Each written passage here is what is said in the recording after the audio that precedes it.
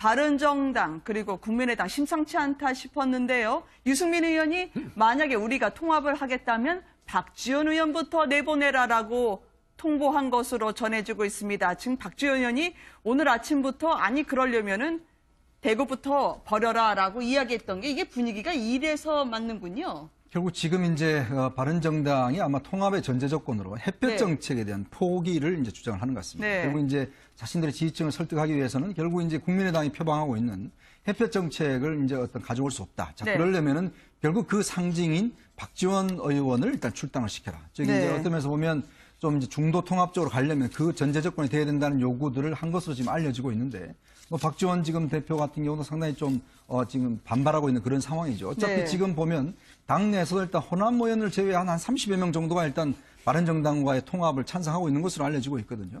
그렇다고 한다면 그 중간지대의 어떤 걸 모색하기 위해서 아마 안철수 대표가 처음으로 정치적 결단을 좀 하는 그런 과정이 아닌가 싶습니다. 그렇지만 이게 간단치만 않을 겁니다. 왜냐하면 실제로 지금 호남 같은 경우에 지금 사실 국민의당의 어떤 면에서 기반이 아니겠습니까? 그렇다면 호남의 배신을 과연 그럼 어떻게 할 것인지 그런 문제가 안철수 대표한테는 큰 과제가 아닐 수 없습니다. 계보로 친다면 다 작은 할아버지부터 먼저 내보내라는 것 같은데요. 자, 이르면 이번 주에 안철수, 유승민 의원이 만날 수도 있다라는 소식이 지금 계속 속속 전해지고 있습니다. 어떻게 봐야 될까요? 아무래도 뭐 지금 유승민 의원 입장에서 당내 통합파가 상당히 지금 당의 여러 가지 체제를 흔들고 있지 않습니까? 일종의 정치적 맞불을 놓는 셈인 것 같은데요. 저는 뭐 11월 13일로 지금 예정되어 있는 전당대회 때까지는 아마 상당한 맞불을 넣으면서 유승민 의원 입장에서는 아마 당의 중심으로서 아마 자처를 할 생각이 많은 것 같아 보입니다. 일단 오늘 뭐 유승민 의원이 지금 박지원 의원의 출당을 이야기한 부분은 앞서 뭐 말씀하신 것처럼 양당의 어떻게 보면 공통분모가 경제는 진보, 안보는 보수라는 거 아니겠습니까? 그 공통분모를 극대화시키기 위해서 햇볕 정책으로 상징되는 박지원 의원의 그걸 등을 떼밀려내겠다는 생각은 갖고 있습니다만 실질적으로 아마 유승민 의원이 박지원 의원의 출당이 가능하리라고는 보지 않았을 거라고 저는 봅니다. 일종의 또 다른 정치적 포석도 있다는 셈인데요. 그렇다고 한다면 저는 아마 지난 대선 과정에서 논란이 되었던 그때 사실 유승민 의원이 강하게 또 이걸 들고 나왔었죠. 이른바 안찍박입니다. 안철수를 찍으면 이 박지원 의원이 상황이 된다. 그리고 또 하나는 뭐 박지원 의원의 평양대사설 이런 이야기를 대선 후보 토론 과정에서 안철수 후보를 상당히 공경에 몰아넣을 정도로 이야기했던 부분은 결국은 지금 박지원 의원으로 대변되는 이 지금 국민의당 내 호남 중진들의 그런 정치적인 공간을 상당히 좀 좁혀놓겠다는 그러한 사전 포석의 성격도 있는 것 같습니다. 우리는 증세, 복지 비슷한 점이 많아요. 최근 들어 눈빛이 서로를 향해서 달라지고 깊어지는 안철수, 유승민 의원을 보고 계십니다. 자, 이렇게 되면은요. 합당을 이제 본격적으로 추진하지 않을까라는 생각이 들어요. 일단 교수님 어떻게 보십니까? 저는 상당히 난점이 많을 것 같아요. 일단 햇볕 정책을 포기하라고 유승민 의원이 요구를 했는데 국민의당에서 뭐 30명 정도가 바른정당과의 통합에 대해서 호의적일지 모르겠으나 기본적으로 지금 합당이라든지 연대라든지 통합에 대한 논의가 기본적인 정체성이나 이념에 대한 것들을 배제하고 대단히 정치공학적으로 이루어지고 있다는 거예요. 물론 정치 현실에 있어가지고 정치공학은 대단히 불가피합니다. 근데 지금 박지원 의원을 이제 배제하라는 게 무슨 정치적인 뭐 속내가 있는지 모르겠으나 국민의당이 가지고 있는 가장 기본적인 건 역시 햇볕 정책이에요. 그리고 햇볕 정책이라는 것은 단순히 안보 정책만은 아닙니다. 햇볕 정책은 DJ 정권이 가지고 있던 국민의 정부가 가지고 있던 상당히 상징적인 진보 아젠다를 대표하는 거거든요. 근데 국민의당이 어쨌든 호남 의원들을 기반으로 지금 하고 있고 여전히 역시 호남의 지지를 배제하고는 당연히 존립할 수 없는 건데 만약에 햇볕 정책을 포기하고 호남 지역주를 포기해라. 그렇게 된다면 국민의당 정체성 자체가 없는 거예요. 그럼 그렇다면 그런 통합이 과연 무슨 의미가 있는 것인지 안 의원도 지나치게 너무 정치공학적으로 접근하는 것 같고요. 특정 인을 배제하는 그런 통합, 이게 과연 통합이냐? 통합이 아닌 거죠. 그건 분열의 정치인 것이고 뺄셈의 정치인 것이죠. 저는 그래서 저런 통합 논의가 잘 이루어지지 않을 것 같은 느낌도 좀 듭니다. 금요일 오후면 별로 이렇게 기사가 나오지 않는 날인데 오늘 상당히 술렁이고 있는 여의도로 계속 모시겠습니다. 자유한국당이 조금 전에 윤리를 열어서 결론을 냈습니다. 박근혜 전 대통령 제발로 나가주시라라고 통보를 한 셈이었는데요. 탈당을 권유했다고 하지만 10일 안에 나가지 않으면 출당이 됩니다. 자, 지금 국회 앞에서는 상당한 긴장이 감돌고 있는 것 같습니다. 내일도 전면적인 친박 그리고 박근혜 전 대통령 지지단체가 총결집하자라고 하는 선언이 나가 있는 상태 아니겠습니까? 그러니까 지금 뭐 박근혜 전 대통령이 사실상 재판 불복 선언을 하면서 이제 정치 투쟁으로 좀 전환을 시킨 상황이지 않습니까? 그런 과정이라 지금 아시겠지만 내일도 이제 소위 친박 단체들의 집회가 굉장히 많이 예상이 되고 있고 그 과정에서 오늘 자유한국당에서 박근혜 전 대통령에 대한 자진 탈당을 권유한 걸 의결을 해서 이제 30일이 되면 아마 그 사이에 탈당을 낼 가능성은 뭐 제로에 가깝다고 본다면요. 네. 30일 날 최종 제명이 예상되는데 이제 보수 내부에서도 이제 박근혜 전 대통령과 관련해서 어떻게 선을 긋느냐가 보수 통합론의 하나의 중심이 되기 때문에 그 보수 통합론의 중심과 또 박 전 대통령에 대해서 지금 지지하고 있는 분들이 박 전 대통령을 뭐 소위 구하자, 뭐 이 지금 정치 탄압의 과정에서 박 전 대통령을 구해내자라는 그런 목소리가 계속 충돌이 되는 또 그런 과정을 또 봐야 될 것 같다는 좀 안타까움이 있습니다. 네, 현재 대한애국당 소속 당원과 지지자들이 국회 앞에서 경찰과 대치 중이라는 소식이 들어와 있습니다. 박근혜 전 대통령은 오히려 탈당과 관련해서는 깝깝해하면서요. 전혀 친박 의원들을 만나려 하지 않고 편지도 읽지 않는다는 전언인데요. 단식 11일째 맡고 있는 조원진 의원은 휠체어에 이제 의지하고 있습니다. 사실 박근혜 전 대통령 입장에서는 아마 당의 이런 출당 요구 자체가 상당히 야박하게 들릴 수밖에 없는 상황일 겁니다. 네. 본인이 지난번 이 재판정에서 구속 재연장을 놓고 상당히 정치적 보복으로 규정하면서 자신이 모든 역사적 책임을 지고 가겠지만 상당히 그 법적 투쟁을 상당히 정치적 투쟁으로 이제 그 방향 전환을 한다는 의지를 분명히 한 시점이었지 않습니까? 네. 이런 상황에서 자신의 친정인 그 자유한국당에서 자신의 등을 떼미는 부분에 대해서 과연 뭐 본인 입장에서는 결코 받아들일 수 없는 상황이죠. 왜냐하면 지금 자신의 재판을 어떻게 보면 자신의 정치적인 이 박해 네. 그리고 또 하나는 순교 나아가서는 정치적 부활을 위한 하나의 그런 토대로 지금 삼고 있는 상황이기 때문에 오히려 당의 요구대로 순순히 나가는 것 자체는 오히려 자신이 지금 계획하고 있는 여러 가지 박해, 순교, 네. 또 부활이라는 그런 시나리오하고는 맞지 않을 수가 있다는 거죠. 차라리 오히려 당에서 이렇게 출당을 요구할 경우 자신이 버티면서 오히려 버림을 받는 것이 오히려 자신의 지지층의 분노를 자극함으로써 자신의 이 정치적 입지를 더 모셔갈 수 있다, 공고히 할 수 네. 있다는 생각도 아마 하고 있지 않는가. 바로 그 때문에 지금 그 당의 요구를 받아들일 가능성은 저는 그래 높아 보이지 않아 보입니다. 네. 박근혜 전 대통령 이해할 수 없다라는 입장을 견지하면서요. 지금 유영하 변호사와의 만남은 지속하고 있는 것으로 전해지고 있습니다.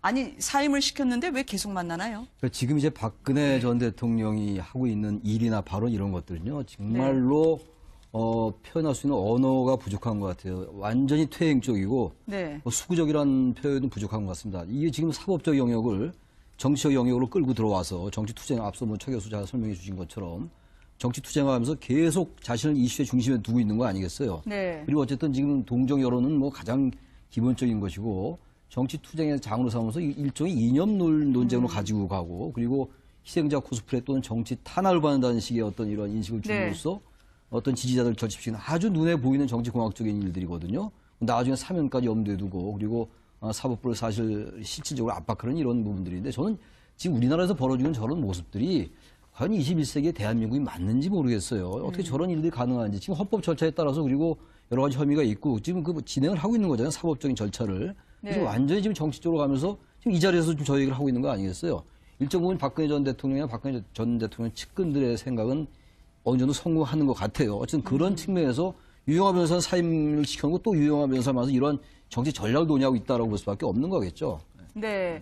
지금 박근혜 전 대통령을 위해서 우리가 뛴다라고 국제적으로 이런저런 일들을 하고 있다는 국제법률팀이라는 분들이요. 지금 나오는 얘기는 박 전 대통령을 만났는지 접촉했는지에 대해서는 그런 바 없다고 하면서 나오는 보도 종합해서 아마 유엔에 이야기를 한 것 같습니다. 유엔에서는 오히려 이거 개인적인 문제니까 우리가 집중적으로 다룰 생각이 없다고 얘기하는데 이게 웬 망신입니까? 그러니까 지금 이게 참 MH 그룹이라는 데가 뭐 듣도 보도 못한 데가 지금 와서 뭐 박 전 대통령이 수임을 받았다 해서 박 전 대통령이 지금 현재 수용 생활에 대해서 뭐 반인권적이다 이렇게 주장을 하고 있는데 사실 좀 이해가 잘 안 됩니다. 왜냐하면 사실은 지금 아무도 지금 어떤 면에서 보면 변호인이라고 한다면 누가 수임을 해야 될 거 아니겠습니까? 그런데 지금 유영하 변호사도 모르겠다 그러고 박 전 대통령도 이와 관련해서 뭐 이야기가 없는 걸로 보면 수임자가 없는데 지금 수임을 했다라고 지금 나서고 있는 즉 변호를 하고 있는 그런 형국이에요. 그렇게 보니까 결국 이 단체가 보면 네. 지금 이 변호사도 보면 그동안 가다피의 뭐 아들을 변호한다든지 주로 이제 중동이나 이쪽에 있는 여러 가지 독재자들이라든지 뭐 이 대략 살상극 벌인 사람들을 주로 변호를 해서 상당히 국제적으로 명성을 쌓았던 인물인데 아마 이제 본인들의 어떤 좀 명성을 얻기 위해서 좀 이 국내 문제를 좀 이용하는 것이 아닌가라는 좀 생각이 듭니다. 네. 그렇기 때문에 뭐 뜬금없이 무슨 지금 침대 이야기를 하고 있고 또 뭐 이런 뭐 국내에서 뭐 불을 켜놓고 있다든지 상당히 외국 사람들 들으면 굉장히 한국이 비인권적인 나라라는 생각을 가질 만한 그런 이야기를 하고 있는 거 아니겠습니까? 그런 면에서 본다면 뭐 저는 유엔 차원에서 이걸 뭐 문제 삼을 것 같지는 않고 문제는 결국은 어떤 일개 뭐 박 전 대통령의 지지층에서 몇몇의 아마 국제 변호사 쪽 사람들이 이런 것을 좀 추동하고 있는 것이 아닌가. 그리고 또 이걸 국제적인 이슈로 좀 하려고 하고 있는 게 아닌가. 좀 그런 좀 생각이 듭니다. 이 박근혜 전 대통령 변호인을 자처하는 딕슨이라는 분이요. 가혹하게 얘기하다면 의뢰인이 편찮으시다. 쓰러지실 것 같다라고 하는 이 건강을 내세워서 석방을 끌어내는 전문가라고 하던데요. 그래서 지금 가택연금 이것도 심상치 않게 계속 이야기를 하고 있거든요. 그러니까 아마 MH그룹이라는 건 변호사 사무실은 아닌 것 같고요. 아마 리걸 네네. 컨설팅, 법률 자문하는 홍보대 하는 된 분들로 것으로 보이고 보여지죠. 거기에서 이제 영국에 있는 변호사에게 이 사건을 당신이 하라고 이제 지명했다 그런 이야기인데 물론 뭐 유엔 인권이사에서 개인의 무슨 인권 문제는 거의 특별히 무슨 의미가 있지 않은 다루지 않거든요. 일반적인 인권을 다루기 때문에. 네. 그래서 뭐 저 그룹 MH 그룹이라는 곳에서 뭐 유엔 인권이사에 뭐 그럼 보낼 수는 있겠죠. 지난번에 김평호 변호사도 유엔 뭐 고등 판무관에게 그걸 보낸 건 맞거든요. 근데 보냈다고 해서 의제가 되는 건 아닌데 다만 이제 저 사람들은 이제 일종의 비즈니스를 하는 거라고 봐야죠. 작년 네. 8월 달에 처음 그런 걸 홈페이지에 띄웠고 또 국내 또 신문에도 그런 걸 이제 광고도 내고 했거든요. 근데 그런 것이 이제 CNN 보도를 통해서 알려지니까 아이 뭐 뭔가 좀 움직이는가 보다 그 정도인 것이 실질적으로 뭐 국제사회에 미치는 영향은 별로 크지 않을 걸로 이제 추측이 됩니다. 네. 박 전 대통령이 만약에 여기 관련이 돼 있으면 완전한 퍼펙트한 오판입니다, 이거는. 그러니까 지금 뭐 말씀하셨던 것처럼 뭐 건강을 내서 석방을 시키는 전문가라고 하는데 네. 이 사람이 우리나라에서 어떻게 뭐 박근혜 대통령의 보석을 끌어냅니까? 박 전 대통령이 실제로 구금 생활할 수 없는 정도의 건강 상태, 건강이 악화된 게 객관적으로 명백하지 않는 이상은 지금 현실적으로 보석이 불가능한 거고요. 또 딕슨 변호사가 하는 얘기가 일단은 이제 석방을 시킨 다음에 가택연금을 하면 건강을 네. 회복할 수 있을 거라고 하는데 우리나라에 가택연금이라는 제도가 없어요. 아, 네. 그러니까 우리나라에 있는 제도가 뭔지도 확인을 하지 않은 것 같고 거기다가 예를 들어서 건강 문제 아니면 또 지금 구금시설이 비인권적이라는 얘기를 하려면 최소한 와서 조사는 하고 가야죠. 그러니까 저희가 지금 이 얘기가 터지자마자 했던 내용들을 좀 종합해보면 오히려 네. 박 전 대통령은 전직 대통령에 대한 예우 차원에서 황제 뭐 지금 그 수감 논란이 일 정도로 일반 재소자에 비해서 굉장히 넓은 공간에 지금 현재 수감 생활을 하고 있고 네. 건강이 좀 안 좋다 해서 발가락이 안 좋았을 때 허리가 안 좋았을 때 병원도 직접 갔다는 건 우리 국민들이 다 알고 있습니다. 전혀 지금 현재 우리나라 국민들이 생각하는 것과 다른 내용들의 이런 내용. 지금 남의 나라 이 법적 절차에 대해서 저 네. 딕슨 변호사 사람도 뭘 알고 한 얘기인지 좀 이해가 안 가요. 일부러 알면서 저런 얘기를 하는 것인지 이슈를 자꾸 제기하기 위해서 정말 이해하기 어려운 상황입니다. 이 의뢰인하고 만나다 보면은 이렇게 박 전 대통령 지지자분들과 좀 비슷하게 되시나 보죠. 화법이 점점 국내식으로 바뀌는 것 같아서 말이죠. 그러니까 그 MH그룹이 사실 컨설팅 업체라고도 말씀하셨잖아요. 네. 일종의 제가 뭐 정확히 모르겠습니다만 돈을 받고 저런 일을 하는 그런 대행업체 같아요. 그러다 네. 보니까 자꾸 박근혜 전 대통령이 유리한 쪽으로 저런 얘기를 하니까 이해할 수 없는 거죠. 정상적인 보편적 상식 가지고요. 저 돈을 얼마나 줘야 되나요? 상당히 비쌀 것 같은데요. 왕실 변호사까지 거론되고 하는 분이던데. 꽤 줄 것으로 보이는데 뭐 박 전 대통령이 줬을 것 같지는 않고요. 아마 저 MH그룹이라는 거 주로 이제 미국의 뭐 그 LA 쪽에서 활동한다니까 거기에 있는 우리 뭐 교포들 중에 네. 박 대통령 지지자들이 뭐 변호사 비용을 줬을 가능성이 한 시간에 있죠. 그러면 얼마 정도 드려야 되는 거예요? 1,000만 원입니까? 그거는 뭐 정확하게 알 수는 없지만 네. 하여튼 굉장히 유명한 변호사라고 합니다. 아까 말씀하셨던 것처럼 왕실 변호사이고 네. 그 정도가 되려면 당연히 수임료는 많을 텐데 그 제가 보기에 이 수임료는 돈을 잘못 쓴 것 같네요. 이게 네. 별로 도움이 될 것 같지 않고 지금 말씀하셨던 것처럼 이게 박 전 대통령 측과 교감이 있는지 없는지는 알 수 없으나 일단 얘기가 나오는 건 그 당시에 네. 얼마 전에 우리 헌법재판소 탄핵 판결 과정에서 네. 그 김평호 변호사가 굉장히 많이 오르락내리락 했었지 않습니까? 김평호 변호사가 어쨌건 탄핵의 부당성을 미국에서도 교포사에 많이 알리고 있는 분이라고 하니 네. 김평호 변호사가 여기 개입하지 않았을까라고 추측을 하는 그런 보도들이 좀 나오는 한 상황입니다. 수억 정도는 들지 않겠어요? 아니, 잘 그러니까 모르겠습니다. 어디서 났을까 참 궁금해요. 최순실 씨가 고문을 받았다면 원비어처럼 죽었을 것이다라고 얘기를 했는데 이제 강력한 단어로 다시 반박을 당하고 있습니다. 망둥어가 날뛰니 꼴뚜기가 뛴다. 이 국민의당에서 그리고 박지원 의원까지 합쳐서 공세에 나섰습니다. 오늘 출석하고 있는 최순실 씨를 보고 계시는데요. 이런 최순실을 모른다고 했던 우병우 전 수석은 이런저런 재판을 통해서 계속 화제가 되고 있습니다. 추명호 전 국장이 우병우 당시 수석에게 이석수 씨 사찰 내용을 보고를 하는데 이게 국가를 위해서 저렇게 우회전 직진, 운전사도 모르게 며느리도 모르는 바로 추국장의 행선지. 보통은 이제 국정원이 국가를 위해서 할 줄 알았더니 정적, 상대에 대해서 저렇게 긴밀하게 정보를 007 작전처럼 나눴네요. 그러니까 지금 이제 추명호 전 국장이 이제 일단 구속영장 기각이 됐습니다. 네. 근데 지금 이제 국정원 개혁위원회에서 나온 이야기들이나 이걸 종합해 보면 상시 그 당시에 국정원에서 사실 뭐 이석수 전 감찰관이라든지 이런 사람들의 개인적인 어떤 상황까지도 다 이제 추적을 해서 조응천 의원과 그렇죠. 뭐 조홍천 의원과는 뭐 또 같은 함께 동기고 함께 동기고, 하숙했던 네. 그런 게 있고 그래서 한 이런 일거수일투족을 사실 다 조사를 해서 보고를 직보를 한 것 같아요. 이제 그런 정황들이 지금 나타나고 있는데 이게 이제 뭐 좀 더 수사를 해봐야 되겠습니다만은 결국은 그동안 우리가 가져왔던 즉 우병우야 뭐 오른팔이다 뭐 이런 이야기 마찬가지로 결국 이제 추명호 전 국장이 국정원 내에서의 그 어떤 관련된 정보를 청와대에다 직보를 한 것이 아닌가. 즉 우병우 전 수석에 직보를 했고 네. 그리고 사실 지금 국정원 파일 속에 보면 당시에 최순실과 관련된 여러 가지 정황들의 첩보가 사실 있다는 거 아니겠습니까? 네. 즉 뭐냐면 당시에 그 첩보가 제대로 청와대에 보고만 됐더라도 사실 국정농단 사태를 막을 수 있었는데 결국 이 첩보들이 누구한테 갔냐? 결국은 우병우 수석한테만 간 것이 아닌가. 그리고 또 자기 선에서 다 어떤 묻혀졌던 게 아닌가. 이런 것들이 나타나면서 결국은 추명호 전 국장이 어떤 역할이 주목이 되고 있는데 일단 지금 검찰에서는 아마 구속영장을 다시 청구를 할 것 같습니다. 그래서 아마 이 추명호 국장에 대한 수사가 좀 진행이 되면 당시 어떤 정보들 또 어떻게 사찰을 했는지 이런 부분도 좀 나타날 것 같습니다. 이 보도가 맞다면 우병우 전 수석은 손바닥 안에 다 올려놓고 보고 있었다는 거겠네요. 일거수일투족을 말이죠. 그렇죠. 바로 그 때문에 아마 우병우 수석도 이번의 이 지금 추명호 전 국장의 보고로 인해서 본인이 아마 이 상당히 사법적 공경에 빠지는 그러한 아마 자충수가 될 가능성이 높다고 저는 봅니다. 사실 어떻게 네. 보면 뭐 본인 입장에서는 뭐 자신은 뭐 지시하지 않았다고 하지만 어쨌든 지시하지 않았다고 이야기할 가능성은 높지만 아마 그 지금 추명호 국장이 그 뭐 때문에 그럼 갖다 죽겠습니까? 사실 어떻게 보면 이 지금 그 우병우 전 수석 입장에서는 사실 그 특별감찰관이 하는 일이 대통령과 그 측근들의 비리를 감시 감독하는 거 아닙니까? 그런 부분에 대해서 본다고 한다면 어떻게 보면 감찰 대상이 어떻게 네. 보면 감찰 대상이 감찰하는 사람을 어떻게 사찰하는 그럼 지금 말도 안 되는 일을 벌인 것이기 때문에 이 부분에 대해서는 사법적 단죄가 아마 필요할 것이 아닐까 하는 생각이 듭니다. 네. 네 분과 함께, 5분과 함께 첨가 소식.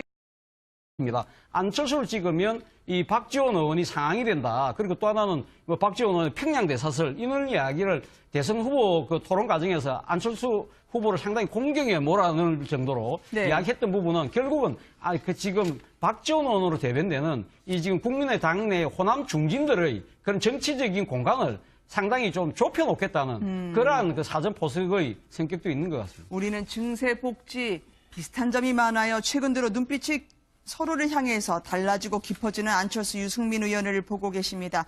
자, 이렇게 되면은요, 합당을 이제 본격적으로 추진하지 않을까라는 생각이 들어요. 일단 교수님 어떻게 보십니까? 저는 상당히 난점이 많을 것 같아요. 일단 네. 햇볕 정책을 포기하라고 유승민 의원이 요구를 했는데 국민의당에서 뭐 30명 정도가 바른정당과의 통합에 대해서 호의를 할지 모르겠으나 기본적으로 지금 합당이라든지 연대라든지 통합에 대한 논의가 기본적인 정체성이나 이념에 대한 것들을 배제하고 대단히 정치공학적으로 이루어지고 있다는 거예요. 네. 물론 정치 현실에 있어가지고 정치공학은 대단히 불가피합니다.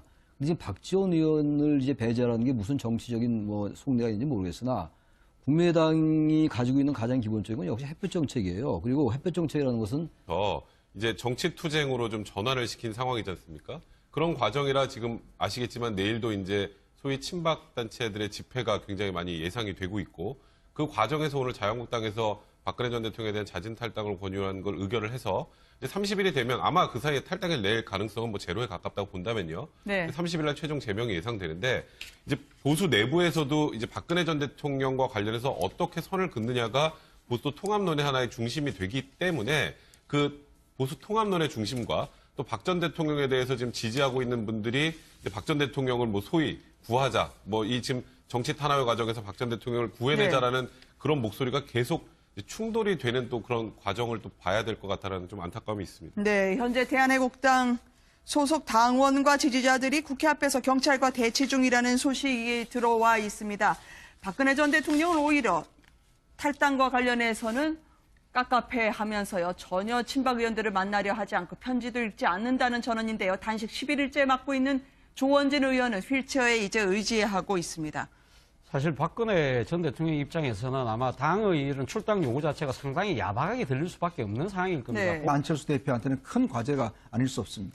계보로 친다면 다 작은 할아버지부터 먼저 내보내라는 것 같은데요. 자, 이르면 이번 주에 안철수 유승민 의원이 만날 수도 있다라는 소식이 지금 계속 속속 전해지고 있습니다. 어떻게 봐야 될까요? 아무래도 뭐 지금 유승민 의원 입장에서 당내 통합파가 상당히 지금 당의 여러 가지 체제를 흔들고 있지 않습니까? 네. 일종의 정치적 맞불을 놓는 셈인 것 같은데요. 저는 뭐 11월 13일로 지금 예정되어 있는 전당대회 때까지는 아마 상당한 맞불을 넣으면서 유승민 의원 입장에서는 아마 당의 중심으로서 아마 자처를 할 생각이 많은 것 같아 보입니다. 일단 오늘 뭐 유승민 의원이 지금 박지원 의원의 출당을 이야기한 부분은 앞서 뭐 말씀하신 것처럼 양당의 어떻게 보면 공통분모가 경제는 진보, 안보는 보수라는 거 아니겠습니까? 네. 그 공통분모를 극대화시키기 위해서 햇볕 정책으로 상징되는 박지원 의원의 그걸 등을 떼밀려내겠다는 생각은 갖고 있습니다만 실질적으로 아마 유승민 의원이 박지원 의원의 출당이 가능하리라고는 보지 않았을 거라고 저는 봅니다. 일종의 또 다른 정치적 포석도 있다는 셈인데요. 그렇다고 네. 한다면 저는 아마 지난 대선 과정에서 논란이 되었던 그때 사실 유승민 의원이 강하게 또 이걸 들고 나왔었죠. 이른바 안찍박이. 단순히 안보 정책만은 아닙니다. 햇볕 정책은 DJ 정권이 가지고 있던 국민의 정부가 가지고 있던 상당히 상징적인 진보 아젠다를 대표하는 거거든요. 근데 국민의당이 어쨌든 호남 의원들을 기반으로 지금 하고 있고 여전히 역시 호남의 지지를 배제하고는 당연히 존립할 수 없는 건데 만약에 햇볕 정책을 포기하고 호남 지역주를 포기해라.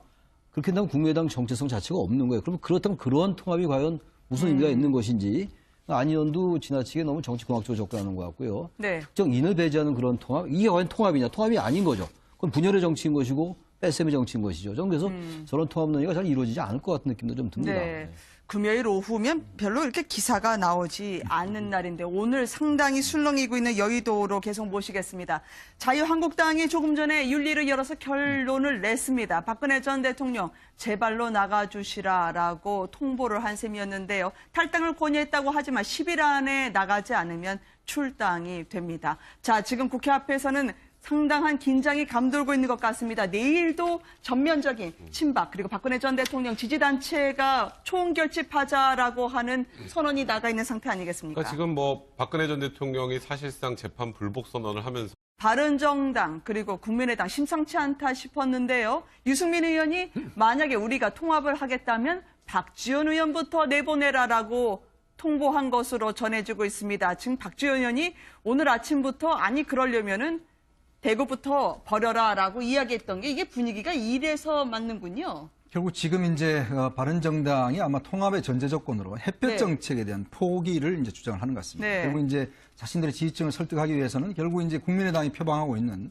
햇볕 정책을 이제 가져올 수 없다. 자, 네. 그러려면은 결국 그 상징인 박지원 의원을 일단 출당을 시켜라. 즉 네. 이제 어떤 면에서 보면 좀 이제 중도 통합 쪽으로 가려면 그 전제 조건이 돼야 된다는 요구들을 한 것으로 지금 알려지고 있는데 뭐 박지원 지금 대표 같은 경우도 상당히 좀 지금 반발하고 있는 그런 상황이죠. 어차피 네. 지금 지금 보면 당내에서도 일단 호남 의원을 제외한 한 30여 명 정도가 일단 바른정당과의 통합을 찬성하고 있는 것으로 알려지고 있거든요. 그렇다고 한다면 그 중간지대의 어떤 걸 모색하기 위해서 아마 안철수 대표가 처음으로 정치적 결단을 좀 하는 그런 과정이 아닌가 싶습니다. 그렇지만 이게 간단치만 않을 겁니다. 왜냐하면 네. 실제로 지금 호남 같은 경우에 지금 사실 국민의당의 어떤 기반이 아니겠습니까? 그렇다면 호남의 배신을 과연 그럼 어떻게 할 것인지 그런 문제가